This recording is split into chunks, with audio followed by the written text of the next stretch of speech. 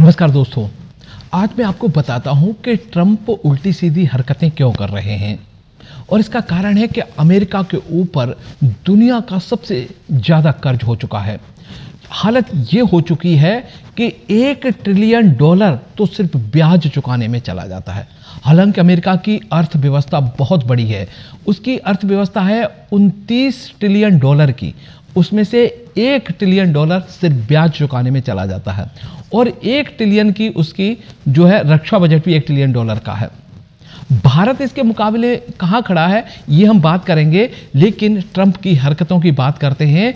अब ट्रंप ये चाहता है कि अमेरिका का वो एक ऐसा राष्ट्रपति बन जाए जो कर्ज को कम कर सके। तो अब कर्ज कम कैसे होगा, क्योंकि अमेरिका की अर्थव्यवस्था बढ़ तो रही नहीं है, कर्ज बढ़ रहा है। और इसीलिए वो वेनेजुएला जो वहाँ का तेल है निकाल करके बेचकर उससे पैसा कमाना चाहता है। दूसरा, इससे पहले भी कई ऐसी हरकतें कर चुका है अमेरिका। देखिए, अफगानिस्तान से तेल निकाल के ले गया, इराक पे कब्जा करके वहाँ से तेल निकाल लिया। अभी और भी कई देशों पर इसकी नज़र है, लेकिन फिर भी इसकी पूर्ति नहीं पड़ रही है, क्योंकि अमेरिका के खर्चे बहुत हैं। अब वहाँ का जो रक्षा बजट है $1 ट्रिलियन, कितनी बड़ी रकम होती है मैं आपको बताता हूँ कि भारत का जो पूरी इकोनॉमी है वो है $4 ट्रिलियन की, यानी भारत की पूरी इकोनॉमी का 1/4 तो अमेरिका सिर्फ अपने रक्षा बजट में खर्च कर देता है।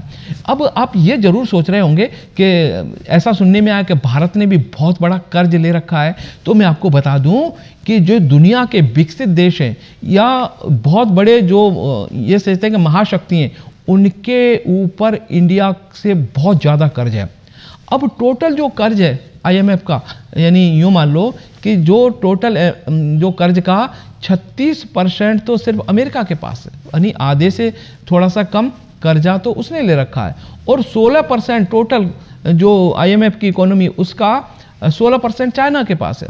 और जापान, फ्रांस, इन तीनों देश को मिला दिया जाए, जिसमें कि हम बात करें अमेरिका, जापान और चाइना, तो ये आधे से ज़्यादा कर्ज तो इन्होंने ले रखा है। भारत जो पूरा टोटल IMF का कर्ज है ना, उसका मात्र 3% भारत के पास है। और यहाँ भी देखिए, जो अमेरिका की टोटल इकोनॉमी है ना, उसका 125% कर्ज ले रखा है अमेरिका ने। चाइना ने भी 136% के आसपास कर्ज ले रखा है। जापान ने 236% कर्ज ले रखा है। और भारत कहाँ खड़ा है? भारत के पास अभी भी 81%, यानी टोटल GDP का मात्र 81% कर्ज ही है। बहुत अच्छी स्थिति में भारत, और भारत का टॉप 10 देशों में नाम नहीं है।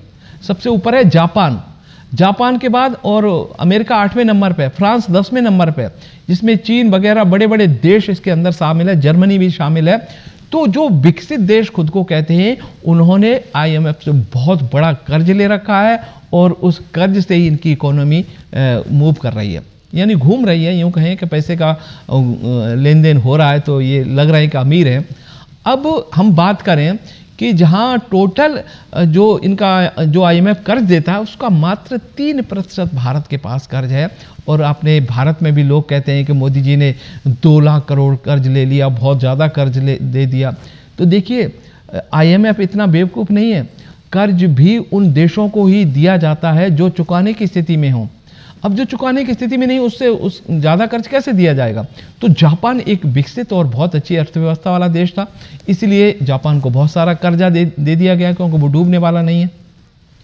अमेरिका भी एक बहुत अच्छा देश है, फ्रांस, जर्मनी, तो इन देशों को बहुत सारा कर्ज दे दिया गया। उसी कर्ज से इन देशों ने अपनी इकोनॉमी को बढ़ाया और एक महाशक्ति के रूप में उभरे हैं। अब भारत की इकोनॉमी बढ़ रही है, तैसे इसका कर्ज भी बढ़ेगा, क्योंकि जो IMF से कर्ज मिलता है वो कम ब्याज पे मिलता है, कई बार तो बिना ब्याज के भी मिल जाता है।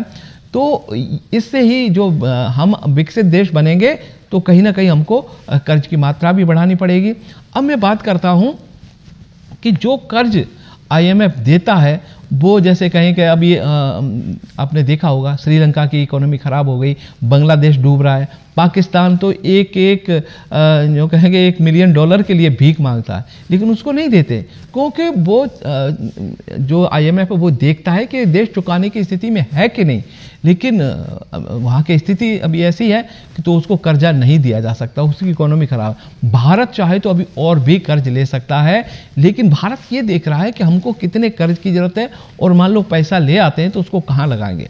अब भारत जो कर्ज लेके आता है IMF से, उसका इस्तेमाल कैसे करता है मैं आपको बता देता हूं, और उससे कितना फायदा मिलता है। भारत जो कर्ज ला रहा है वो यहां पर इंडस्ट्री में लगा रहा है। जैसे आपने अभी देखा होगा, पचपदरा जो रिफाइनरी है वो लगभग 55,000 करोड़ का बजट है उसका, यानी जो टोटल हमारे ऊपर कर्जा है उसका 25% तो इसमें लग गया टोटल। अब इससे क्या होगा कि हम दुनिया के कई देशों से तेल खरीद के लाएंगे, यहाँ रिफाइन करेंगे, और हमारे देश को तेल के रिफाइन करने के बाद जो रिफाइनरी उतनी काफ़ी है, लेकिन इस तेल को हम यूरोप में बेचते हैं, श्रीलंका, नेपाल, आस पड़ोस के देशों में बेचते हैं, और उससे हमें काफ़ी पैसा मिलता है। अभी भी आपको मैं बताऊं कि भारत आज की तारीख में दुनिया का सबसे ज़्यादा एक्सपोर्ट करने वाला देश है। आप सोचेंगे भारत में तो तेल है ही नहीं, एक्सपोर्ट कैसे करता है, यही खेल है। तो देखिए कि अभी जैसे कि सऊदी अरबिया है, वेनेजुएला है, अमेरिका है, रसिया है, इनके पास बहुत तेल के अथाह भंडार हैं, लेकिन सबसे बड़े एक्सपोर्टर ये नहीं है। सबसे बड़ा तेल का एक्सपोर्टर भारत है, और भारत कच्चा तेल तो आयात करता है, लेकिन रिफाइन करने के बाद दुनिया का सबसे ज़्यादा तेल एक्सपोर्ट करता है। अब भारत ने ठान लिया है कि तेल के साथ हम बिजली का एक्सपोर्ट भी करेंगे, तो यहाँ पर बहुत बड़े सोलर प्लांट लगाए जा रहे हैं। अब डीजल से बिजली बना के एक्सपोर्ट करने में कोई फ़ायदा नहीं है, तो हमारे पास रिन्यूएबल एनर्जी उपलब्ध है, चाहे तो विंड मिल्स के माध्यम से, हाइड्रो पावर के माध्यम से, या सौर ऊर्जा प्लांट यहाँ पर बहुत सारे लगाए जा रहे हैं। और कुछ ही दिनों के अंदर दुनिया का सबसे बड़ा सौर ऊर्जा प्लांट ये जैसलमेर में इसका उद्घाटन होने वाला है, और ये सारी बिजली हम बांग्लादेश, श्रीलंका, नेपाल, आस पड़ोस के देशों को बेच रहे हैं। और अभी आपको पता ही होगा कि जो अडानी की जो कंपनी है वो बिजली बेचती है बांग्लादेश को, उसके रेट बताऊंगा आपके होश उड़ जाएंगे। 14 रुपये प्रति यूनिट के हिसाब से हम एक्सपोर्ट करते हैं, और फिर वो 14 रुपये पर कितने टैक्स जोड़ जाड़ के बांग्लादेश कितने में घरों तक पहुंचाता होगा, सोचिए। अब भारत में अभी भी बिजली सप्लाई हो रही है 3-4 रुपये यूनिट के हिसाब से, तो वो भी लोगों को बिजली महंगी लग रही है। तो कुल मिला के ट्रंप की हरकतें बंद नहीं होंगी। ट्रंप ये चाहता है कि हम दुनिया के देशों से कब्जा करके वहाँ से जो खनिज पदार्थ हैं, तेल हैं, उनको हम अपने देश में ला करके अपने देश का कर्जा कम करें।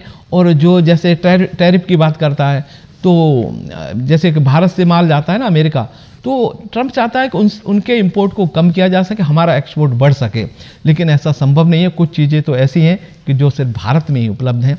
अमेरिका कितना ही जोर लगा ले, उसको लेना ही पड़ेगा। अगर बंद कर देगा तो अमेरिका भूखों मर जाएगा। पश्चिम एशिया है जहाँ पर तेल तो है, लेकिन खाने की चीज़ें ज़्यादातर भारत से जाती हैं। दुबई हो, सऊदी अरब हो, चाहे जितने भी मतलब अरब कंट्री है, सारी सब्जियां, फल, फ्रूट सारे इंडिया से ही जाते हैं। चावल पूरी दुनिया के अंदर बासमती चावल का एक्सपोर्ट सबसे ज़्यादा भारत करता है। तो भारत की स्थिति आज की तारीख में बहुत अच्छी है। जो लोग कहते हैं कि भारत बहुत बड़ा कर्जदार बन गया है, सारे बड़े बड़े अमेरिका, चाइना और जापान, फ्रांस, जर्मनी, इन देशों की तुलना में भारत का कर्ज कुछ भी नहीं है। तो आपको आश्वस्त करता हूँ कि जो अभी हमारी सरकार है बिल्कुल बढ़िया काम कर रही है।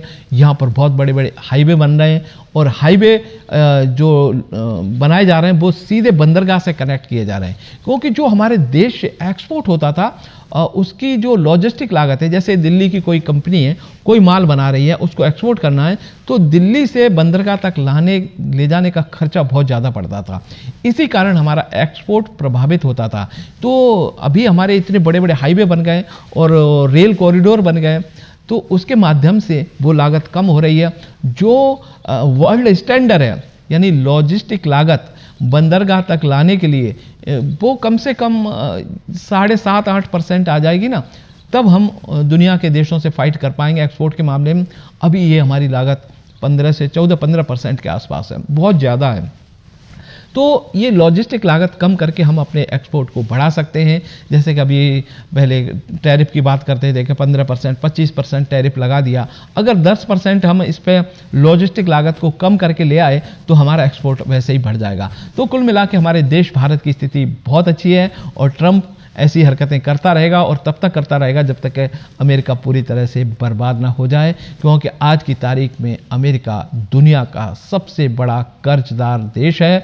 $36 ट्रिलियन का कर्ज अमेरिका ने लिया हुआ है और भारत के पास कितना कर्ज है अमेरिका के मुकाबले, तो मुश्किल से होगा 1.5 ट्रिलियन के आसपास, 2 ट्रिलियन से ज़्यादा नहीं है, मतलब 3% पूरा। और भारत के मुकाबले उसके 36% है, तो भारत के पास मात्र 3% ही कर्जा है। चाइना के पास 16% है। तो विपक्षी दल भी चिल्लाते हैं कि भारत को कर्जदार बना दिया। अरे ये कर्ज लेना, ये सही जगह पर लगाना और इससे पैसे कमाना, यही तो दिमाग है। ऐसी कौन सी कंपनी है जो बैंक से कर्जा नहीं लेती? और कर्जा नहीं मिलेगा तो कारोबार कैसे करेंगे? तो भारत भी यही कर रहा है कि कर्जा लेकर के रिफाइनरी खोल रहा है, एक्सपोर्ट बढ़ा रहा है, यहाँ इंडस्ट्री खोल रहा है, ऐसा माल तैयार किया जा रहा है जो विदेशों को भेजा जा सके। तो सही अपने दिमाग का इस्तेमाल करके सोचिए कि भारत जो भी पैसा वर्ल्ड बैंक से लेता है उसका इस्तेमाल करके आप लोगों के लिए यहाँ सुविधाएं जुटाई जा रही हैं और उससे भारत की साख बढ़ रही है, भारत का एक्सपोर्ट बढ़ रहा है, भारत की इकोनॉमी बढ़ रही है और बहुत ही जल्दी भारत वर्ल्ड की तीसरे नंबर की इकोनॉमी बनने वाला है। मैं आपसे वादा करके जा रहा हूँ कि 2028-29 तक